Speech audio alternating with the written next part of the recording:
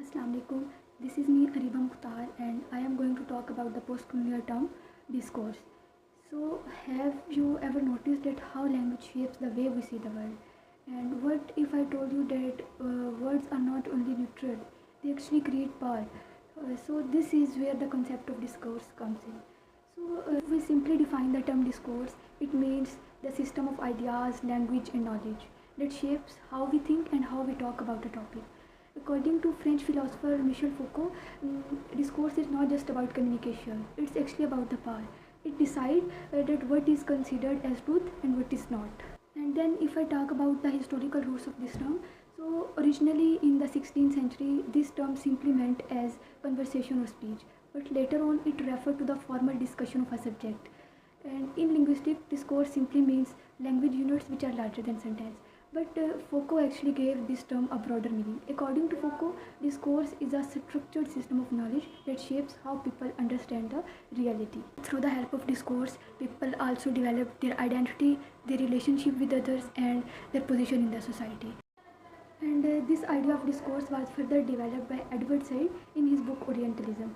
And in this book, Edward Said showed that Western description of Orient has created a discourse that supported the Western cultural and political dominance. And he further explains that West has created and constructed the East as inferior, backward, and different. So, in this way, discourse is powerful because it shapes identity, knowledge, and even sometimes social hierarchy. It was all about the term discourse, that what discourse actually is. Now there are two other types of discourse which are related to post-colonialism. The first one is colonial discourse and the other one is counter discourse. If I talk about colonial discourse, so this term was actually developed by Edward Said using Michel Foucault's theory of discourse.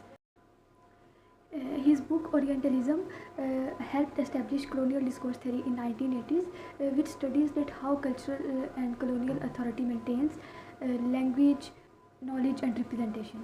Another key theorist, Homi K. Bhabha, also argued that colonial discourse contains contradictions which are expressed through concepts like mimicry, hybridity and ambivalence. For example, if we talk about Heart of Darkness in literature, in which Africa is often portrayed as primitive and dark. So this reflects the colonial discourse that dehumanizes the native people. Even today, media often portrays the certain cultures in very stereotypical ways, and this actually shows that discourse is still active. And another type of discourse that is related to post-colonialism is counter-discourse, which was introduced by Richard Turdeman. Turdeman basically studied the 19th century French literature to understand how cultural change occurs despite the power of.